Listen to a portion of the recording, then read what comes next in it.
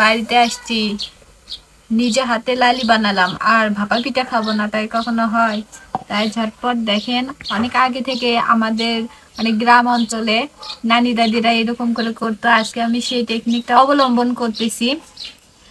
মানে এটা কিন্তু ঢাকন, আর এই ঢাকনের উপরেই পিঠা হবে, ভাপা পিঠা। আপনারা এরকম করে কে কে খাইছেন অবশ্যই কমেন্ট করে জানাবেন।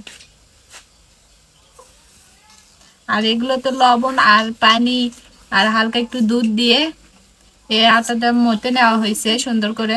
দুধ দিলে আরো অনেক স্বাদ লাগে খাইতে। আর এই তো খেজুরের পাটালি গুড়, পাটালি গুড়, যত গুড় দিবেন তত স্বাদ। যেহেতু আমরা লালি দিয়েই খাবো, সেজন্য সাদা এখানে একটা অলরেডি বানানো হয়েছে। আর এটা গুড় দিচ্ছি আমার ছেলে আয়ন বাবুর জন্য। আয়ন বাবু গুড়ের খাইতে খুব পছন্দ। আর এই ভাপা পিঠার উপরে নারকেল দিলে আরো বেশি স্বাদ লাগে।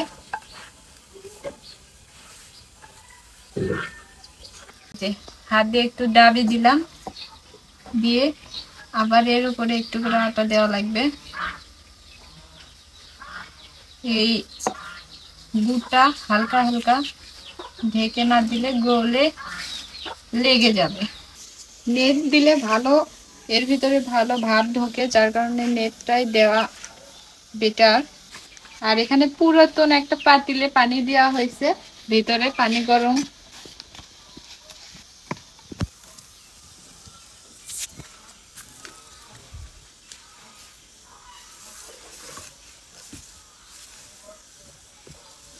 জল দিয়ে দেব।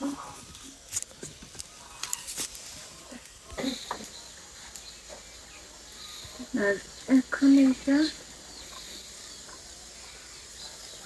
দেন খুব সুন্দর ভাব উঠতেছে। এটা এখন এই পুরাতন পাতিলের উপরে বসে দিলাম। যেহেতু বড় আমি দিব, আসলে আগাম পরিকল্পনা ছাড়াই পিঠা তৈরি করা হচ্ছে, যার কারণে প্রস্তুতি কম। 6 মিনিট জাল দিব, তারপরে আপনাদের দেখাচ্ছি কিরকম হলো।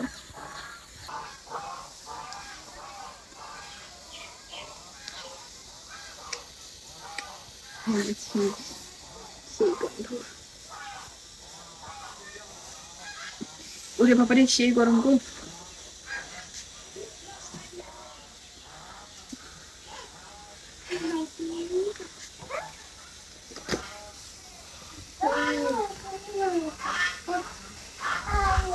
এইটা হচ্ছে আমাদের ভাপা পিঠার লুক। ইয়ামি, ফেটে যাচ্ছে দেখেন। আপনারা দেখে তো জিভেতে জল চলে আসবে, তাই না?